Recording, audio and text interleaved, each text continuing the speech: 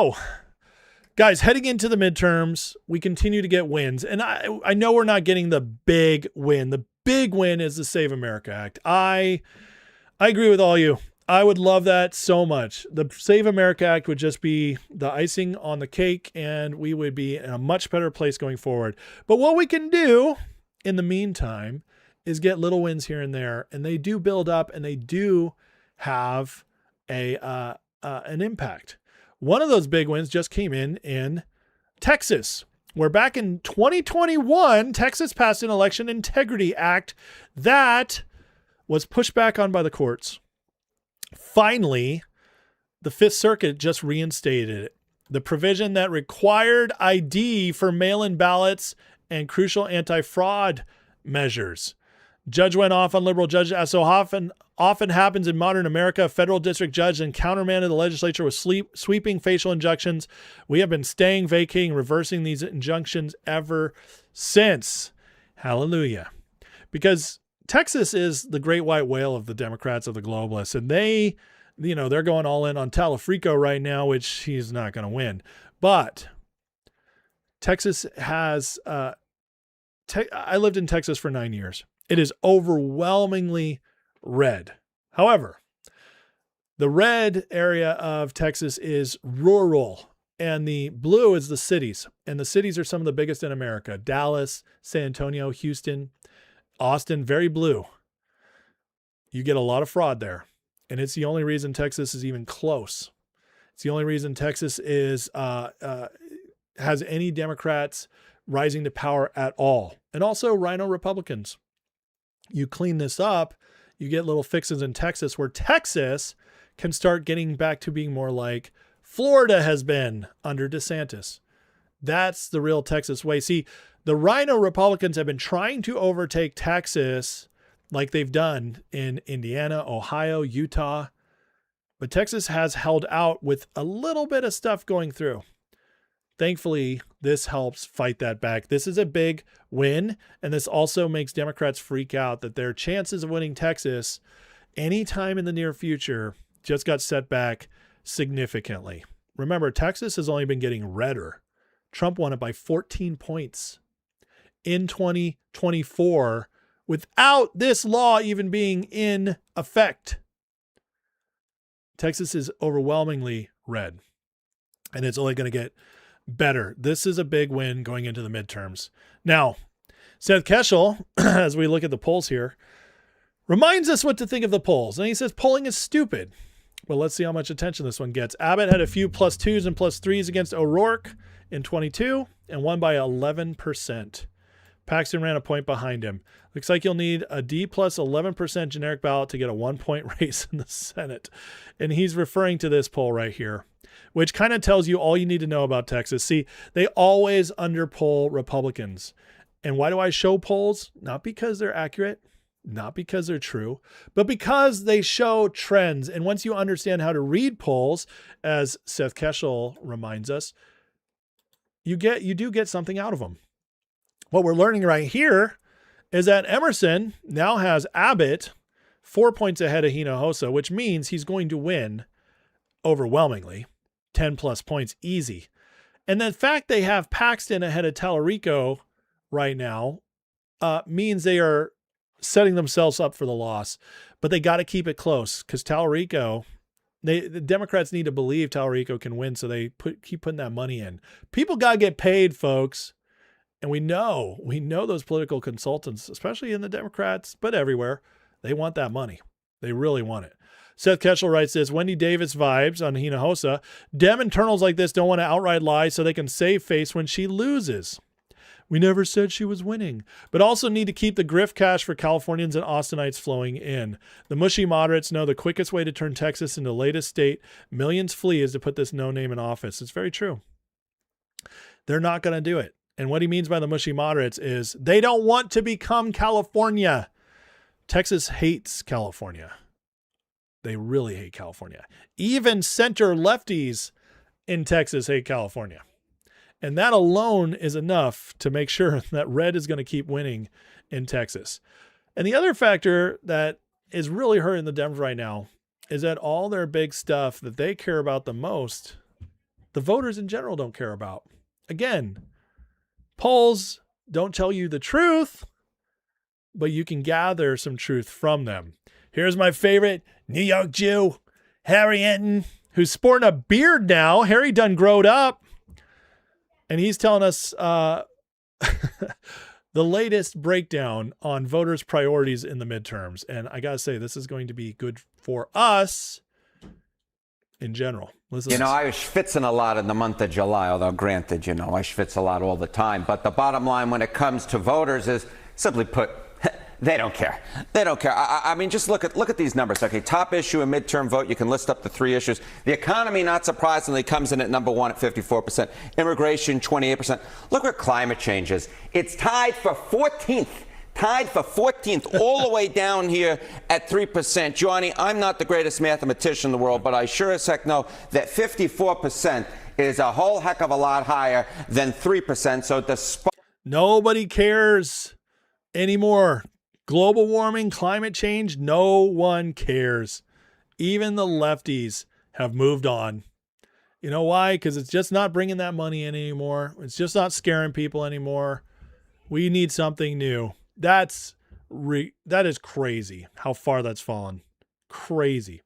But there's more good news in this poll. Despite the climate being so warm in the month of July, the hottest month on record here in the United States of America, the voters simply put do not say that climate change is going to be an issue in which they vote upon in the midterm election. And how much people are concerned has been changing over time. Yeah, I mean, this is, I think, the other thing, which is, how much concern is there when it comes over time? And you see this 3% here, and you can see these slides right here. Say climate change is a very big problem. In 2016, it was 40%. It was 40%. Look where we are in 2026. It's 39%. It's 39%. Now, Johnny B., you're talking about change.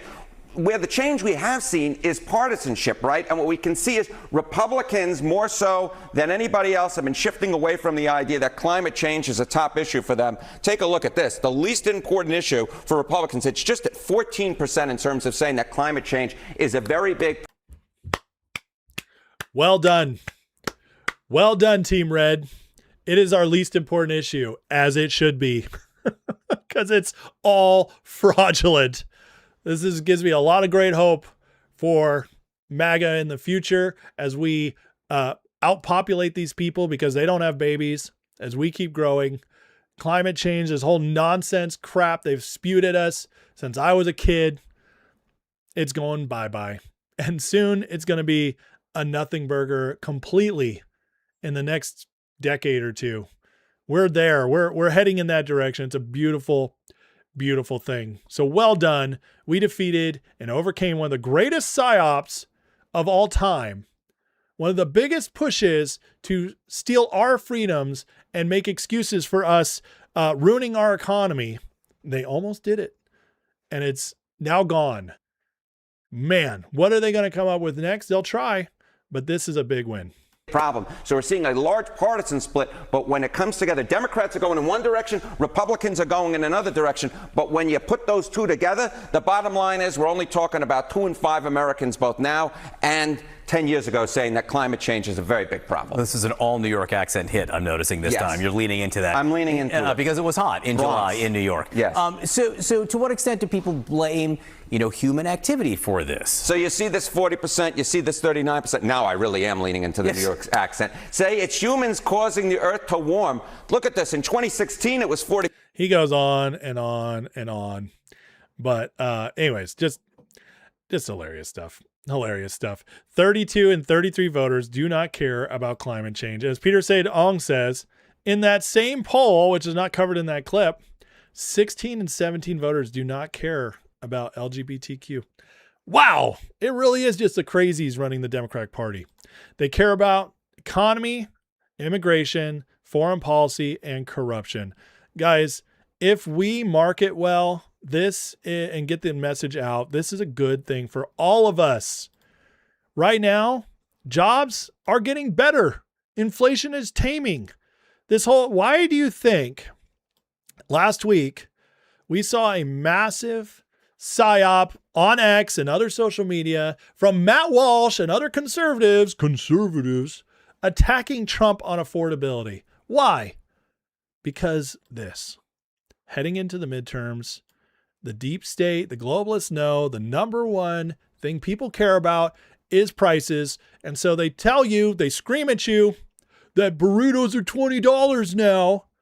And they try to push it and hope it gains traction so that we all get mad at Trump. Thankfully, most people have common sense and are like, where the hell are you getting a $20 burrito? Bro, stop door dashing. You retards. Come on. Thankfully, we have common sense. Unfortunately, this still, because of the great hole we're in, and because, yes, there's even a lot of MAGA people in blue states who haven't seen the big changes they want, we're not getting enough of this out there. This is the one area where they can hurt us. But we explain it. We push it through. You actually get people focused on the real economy, what is changing, and we can move it. But people have to feel it to come out in droves. Immigration, huge win for Trump. And then obviously Iran, which is tempering down and should be either won or in a very solid, stable place by the midterms. So guys, this is very good for all of us. Oh yeah. And why do you think Trump and them keep advertising all the fraud that's being blasted out? They're coming up with the page, the fraud page, letting everybody see it, because 70% of people care a lot about that. And if they see the Trump administration doing stuff on it, we win. We win. So all these things matter. Now, let's get to the Democrat side of things, where they are struggling. Here is the latest from Xavier Becerra, the guy who allowed 400,000 children to be trafficked under Biden, now running for governor of California. What's his latest push? Free electricity. These people are like, here's the sad thing. In California, there's going to be a bunch of morons who fall for this. Power hour, providing up to 2 free hours of electricity a day for millions of Americans. How do you even pull this off? This is absolute nonsense. But this is the kind of retardation, crazy stuff they're coming up with to try to get their people coming out. Spencer Pratt, though, had the perfect response. This is one of the dumbest things I've ever heard. Guys, nothing is free. You're paying for it with taxes. Utility will just bump your rate for the other 22 hours to make up the cost. Stop falling for the free stuff BS. These communists think you're dumb. They do. Because there are some people who are dumb who will fall for this. What we need to do is keep explaining. And it's hard. I know it's not easy. But this idea that things are free, you throw commie out there, you'll get people to listen. But this is nuts. But this also tells you how little ideas they actually have. As most people are going to say, huh? It's so bad now that we have a new freak out. We have a new famous Dem person. What's the word I'm looking for? A prognosticator, talking head, who is also now freaking out. Welcome to the club, Chris Matthews. Come join the circle. James Carville, Joe Scarborough, John Fetterman. Join the circle of freaking out big name Dems. Here we go. Here's what I think, and I've been thinking about this for days now. The DSA has done a favor to non-DSA Democrats, to regular Democrats who are regular members of the party. They've listed what they believe in. Their chair made that clear. It's in Peggy Noonan's column this week. It's very clear. We're going to get rid of ICE, not just ICE. We're going to get rid of the border. We're not going to have a border anymore. We're not going to effectively control people coming in and out of the country. And so I think we're going to get rid of prisons. We're going to get rid of the Pentagon. We're going to negotiate. Well, what happens when your hostages are your former diplomats, like what happened with President Carter? People take your diplomats hostages. What do you do then? You need an army. You don't like to have an army, but you do need to have one. All these positions can be denied by any regular Democrat. All you have to do is go out there and say, thank you, DSA, for telling us what you believe in. I don't believe in that stuff. And discriminate, because you can't follow AOC. I like AOC generally, but she came out and said, we're just a big tent party. Well, the problem with the big tent defense is every Democrat has to defend all this crap coming from the left. They've got to say, I believe in all this crazy stuff. and that makes me a Democrat. You've got to say, no, I'm not a member of the DSA, and here's why, and make it very clear. So it's going to require politicians to be good politicians and say, here's where I stand. Right. This is what I'm a regular Democrat. I'm for labor unions. I'm for opportunity for everybody. I'm for civil rights. I'm for all the things I believe in as a Democrat, but I'm not with this crowd. And I think that's going to be a line that has to be drawn by Democrats, because I'm telling you, the last 6 weeks of this election is going to be an attack on El Sayed and the DSA in New York and the Mamdani, and it's all going to come out and blame every Democrat for everything the DSA is doing. I don't believe in the DSA plan. I don't believe in their checklist of what they believe in. I'll say so. But running for office is going to require that, I think, before the election. Let's keep this Democrat civil war going, folks. It is wonderful to see. Even Chris Matthews is coming out and saying, you can't win on this DSA ticket. You're going to lose. We cannot let this be applied to us. We are terrified they are going to connect this to everybody. This is the warnings. They're trying to warn. They're trying to get it in the heads of the establishment, folks. Guys, wake up. We have to fight this or we're going to die. And, deep down, they all believe in it. But you're not supposed to say it out loud. You're not supposed to advocate for it in public. So the Democrats, the good news about all this, guys, they have to focus on taking out their own primary voters. That's what this is. Did you just hear Chris Matthews do 2 minutes on how Trump's failing our economy? How Trump sucks? No, they're losing the narrative that fires up their base. And what are they doing instead? This is MS Now, formerly MSNBC. They got the much worse name now. On MS Now, this is only watched by lefties. And their viewers are now watching them talk down to their deep beliefs. Tell them that they're crazy. That you think that's going to go over well? I don't think so. Quoting Kevin McAllister. This is not good for them, and they know it. It is, the freak out continues. And you can see this in how their establishment people are not gaining any traction. Gavin Newsom was supposed to be the chosen one. He looks the part. Handsome guy, slick hair, coming from big old California, the commie paradise, and well, as close to commie paradise as you get in America. Newsom was supposed to be the star for 2028. He's well-spoken. He can kind of go toe-to-toe. It's all lies, but he knows how to lie well. He's not like Kamala slurring her words. AOC giving you blank deer in the headlights every time she gets a real question. He's not a Jew like Josh Shapiro, who the Democrats now hate. No, he was supposed to be the guy, but it keeps getting worse for him, as he just did 2 fundraising events in Michigan that had to be canceled because there was no turnout. Oh, if you can't get motivation in Michigan, you're screwed. You're screwed. Some Michigander politicos point out Newsom canceled fundraiser with state AG nominee that included controversial host Kelly Newman. Newsom initially planned 2 competing fundraisers in Ann Arbor on Sunday, one for Savit, one for State House Dems. When the latter found out about Savit fundraiser, they pulled out, citing a small Ann Arbor donor base. They said, bro, do not come here. You're toxic. That's what happened. They have again, folks, with Newsom out of it, they got nobody. They have nobody. Kamala 2.0, let's go for it. I'm excited. Here's his big event. 17 septuagenarians in Michigan.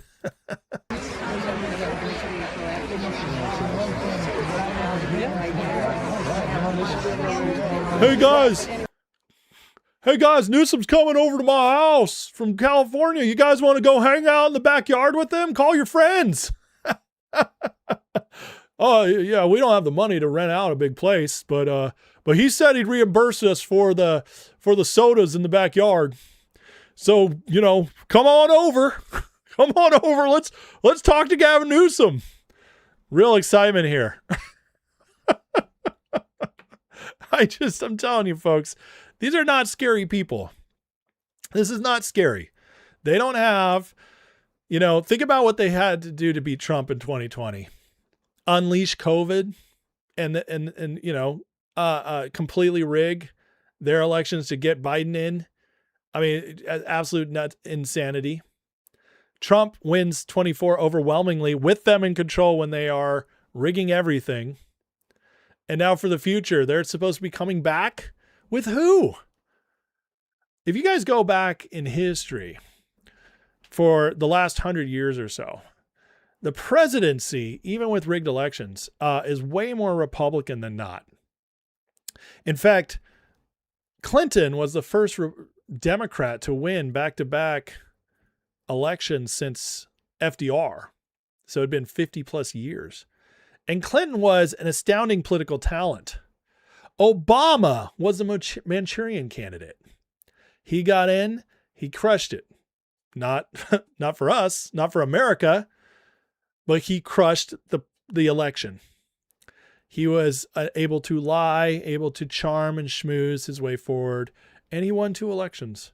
But those were both, even though they were terrible people, they were both very, very good at politics.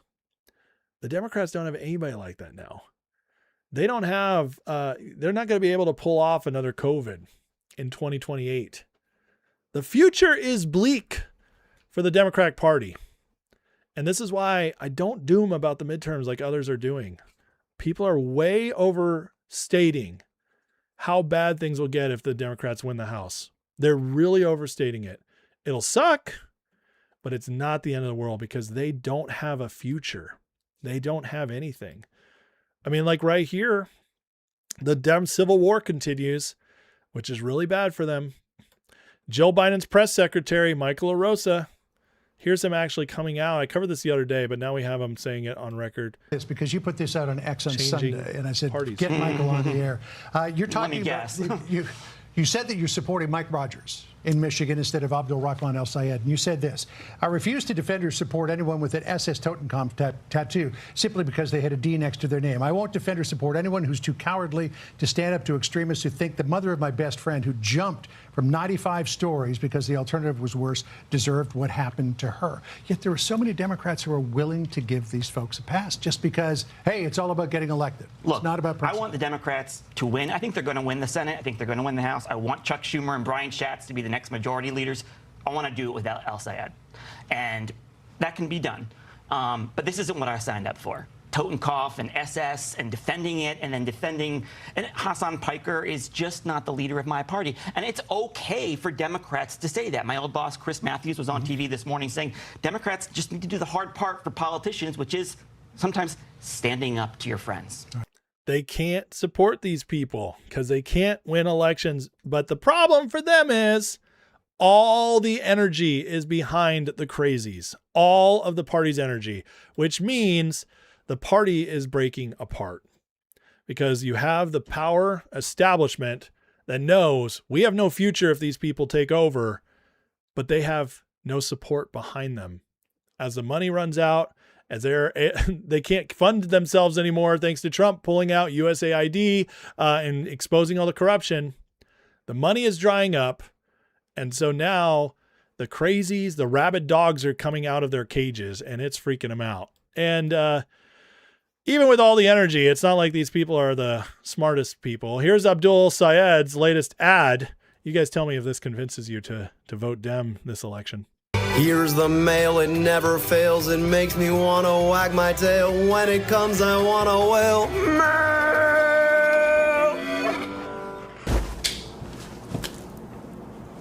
Thanks, mailbox.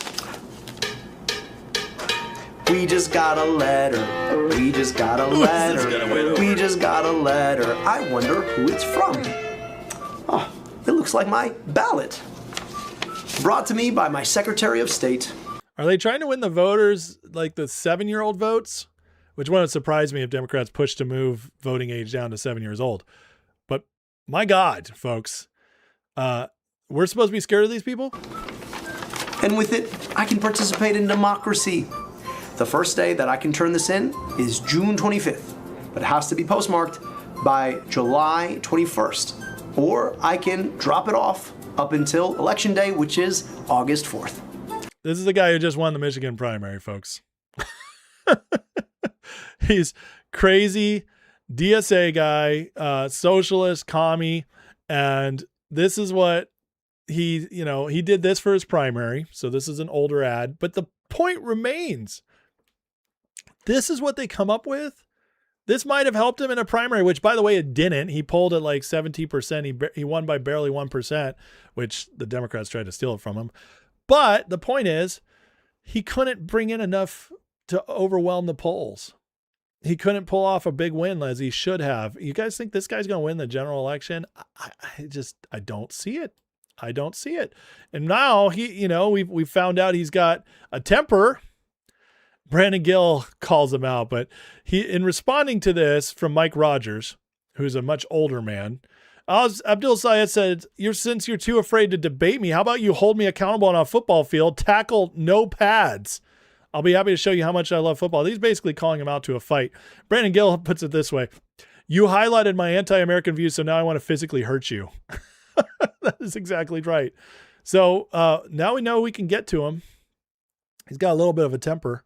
So this is what we're looking at, right? Talafrico, this guy, the guy in Maine who married his cousin. This is the Democrats' big pushes to win big seats, to flip the Senate. Good luck with that. Again, the House is a different story because it's small districts. They might be able to pull it off if we don't show up. So you better show up. This is what their candidates are like, folks. Meanwhile, on our side, we're pulling in these types. I don't have to tell you. But you want to guess who red-blooded males are going to vote for? This is Representative Luna and Catalina Lauf in Florida. Enough said, right? What side looks healthier? What side do you want to be more attractive? And by the way, guys, as a former marketer, this stuff matters. This stuff greatly matters. This is how, this is one of the ways we win. We bring the better candidates who happen to be more attractive, who happen to be smarter. When you put that up against this, good luck. Just tell you right now. I'll tell you right now. Good luck. Good luck with that. And Trump is also doing other stuff like this that, by the way, this is going to be very popular with voters. It's small, but it matters. Sometimes people care more about this stuff than they do about the real issues. He's getting rid of daylight savings time, or at least he's making it permanent. For many years, the vast majority of Americans have asked to make daylight savings time permanent, but no administration has been able to get it properly done until now. I'm proud to announce the House of Reps has passed the bill and it's now gone to the Senate for final approval. People are sick and tired of having to change their clocks twice a year. It's foolish, inconvenient, in some cases very costly. Cities and states with watchtowers and hard-to-reach places cost millions of dollars. Recent case was made. It's also bad for your health and creating anxiety. That's something all the people on SSRIs care about. Leading medical crime and economic studies have shown that ceasing the biennial time change, giving us 1 extra hour of natural sunlight in the evenings, will help decrease robbery and murder rates, reduce car accidents, lower risk for cardiac history, stroke, blah, blah, blah. It goes on and on and on. Pass the Sunshine Protection Act. I love it. The hilarious stuff. Sunshine Protection Act. He's right. This is actually very popular. This is dumb, but politics can often be dumb. You get something like this passed, people are like, I really like that Trump did that. There's a lot of voters in the middle who this is one of those little pings of good feeling. Wait, we don't need to change our clock this year? Maybe I will vote for the Republicans. I'm saying it's dumb, but it's effective. And that's ultimately what matters. Now, looking at the midterms, because I know a lot of people are worried about being rigged and stuff, but all the doom over midterms. Why? Well, there is a reason for it. And the reason is that most times it does flip the other side. So even if we had a perfectly legit election we could fully trust, it's always an uphill battle to win these midterm elections. 92 years since 1934, 20 of 23 midterms since then, President's Party loses House seats. Average loss 27. 16 of 23 times lose a seat in the Senate. Reagan had 63% approval in 86 and lost the midterms. Simply put, if you want to win them reliably, get better at losing the presidency. So what does this mean? It means we do have a fight on our hands, okay? So we're not taking it lightly, even if there's bad candidates on the other side. We got to fight. We got to show up. Do the part. Make yourself get out of bed that day. Go to your polling station. Or if you can early vote, early vote. It did work in 24. Whether you agree with it or not, it can still help. Do it. Get out there. One of these was George Bush in 2002 when he won because of 9/11. America was still very much behind the war in Iraq at that time. This stuff, friends, also shows that if we do win this, it means Trump is way more popular than anybody wants to let on. That the MAGA agenda is way more popular than anybody wants to let on. So let's do it. Let's fight and let's prove Trump right. Now, one reason I'm actually optimistic is because of the polls. And the polls, what I mean by that is polls are fake. Polls are wrong. Look at this example here. Minnesota had Flanagan +2, results Flanagan +20. She's a DSA candidate. Wisconsin, Mike Lindell +6.5, lost by 6.5 to Demuth. Wisconsin, Hong +24.5, lost. Michigan, El Sayed +13, 1 by 1. What does this tell you? The polls right now are nonsense. But we know that for the vast majority of the time, polls lean left. And the fact that they're even close right now is a big, big warning sign to the Democrats that we actually could get only the 4th midterm to go the president's way since 1934. That makes me feel good about it. And then looking ahead, one of the reasons I feel so good, yesterday I played a lot of Rubio's interview. He did. It's fantastic. And it just gives you so much hope for the future because Rubio, we have such a good bench between Rubio, Vance, possibly DeSantis someday, et cetera. Well, it's so good that even people like Stephen A. Smith are remarking upon Rubio and how good our bench is moving forward. Listen to this. J.D. Vance knows how to handle himself in front of a camera. He's younger, he's sharp, he's articulate.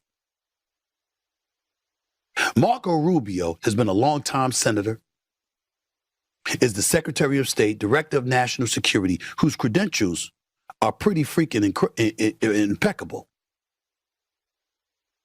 Both of them articulate themselves very well. In Rubio's case, he's bilingual, of Cuban descent, and that ain't gonna hurt him.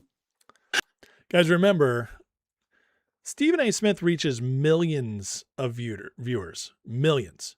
He is the most popular sports analysis on earth right now. It's him and it's Pat McAfee. So when he speaks on this stuff, it's millions of people in the middle or center left listening to him. Maybe some hardcore lefties, but mostly left or like leaning left people who are maybe open as their party gets crazier and crazier to opening up and shifting their vote, waking up. So when Stephen A. Smith says this stuff, it matters. And that's why I play his clips sometimes. There's hope on the horizon once Trump leaves office. On the Republican side. Say what you want about DeSantis. That's a big statement right there. Big statement. There's hope on the Republican side after Trump. That's big coming from somebody like him. He's an executive. I got some issues with him. Can't wait to interview him. But I got news for you. He's an executive, and I don't hear too many people complaining about the state of Florida, and I ain't going to be no hypocrite. I moved there. Rubio, his nationals, his foreign policy experience, being the Secretary of State for this country, very articulate, knows how to deal with combativeness, bilingual, got an Hispanic populace out there that respects the hell out of him. I think Rubio's the real deal. I think Rubio's the real deal. I think Governor DeSantis is the real deal. These are formidable candidates that will stand in front of any Democrat believing they can eat them alive. Do you think Kamala Harris or AOC can deal with them? Ooh. Gavin Newsom can argue against anybody. Sounds smooth as hell. Right up until the minute you look at California and its affordability issues, and all of a sudden you change your mind. He's so right. He is so right. He just called out their main people they're pushing. See, there is some sane people who've been voting Democrat. They're taking a while to wake up. They're taking a while to move over. They don't want to leave their roots. Also, they're in media or wherever. They make their money from Democrats. But the fact they're willing to say this stuff at all, it's a tell. It's a tell that the Democratic Party is dying in real time right now, folks. In real time. And it's because, we have all the best people. Here's a clip I didn't play yesterday from the Rubio interview, which I want to share with you here for no other reason than it's wonderful and makes me want to vote for the man right now. Well, shark's not an irrational thing. No, sharks are very rational. Of course. Of course. Again, I have a little nephew who was visiting us here yesterday, and he wanted to watch Jaws. I said, I have an even better movie than Jaws. Jaws is boring. Oh my gosh, it was such a ridiculous movie. Such a ridiculous. Who puts that for kids? Hurricane brings the shark to the shore. It was awful. There's a Sharknado. I think it's number 3. That's in Washington, D.C. And the sharks are in the White House, and there's a president that's shooting at them and all that, and which all sounds crazy, but now you could see. Actually, there's a scene where the sharks are in the reflecting pool in the Sharknado movie. And this was 10 years ago, so I'm like, man, I got to show this to the president. We might have a feature here for people. And can you imagine we put sharks in the reflecting pool? Oh my gosh. Anyway. Okay, I said I was this should make you want to vote for Rubio, but I forgot there's actually something terrible here, and I think I think it might completely derail his presidential aspirations because it is so egregious. This is a game breaker for me, guys. He called Jaws boring. That has got to be one of the worst takes I've ever heard in my life. Jaws is boring. Come on. This is terrible. Terrible. Rubio, we got to work on you, man. We got to work on you. But the Sharknado stuff's very funny. Very funny. I love this guy. And they all love each other.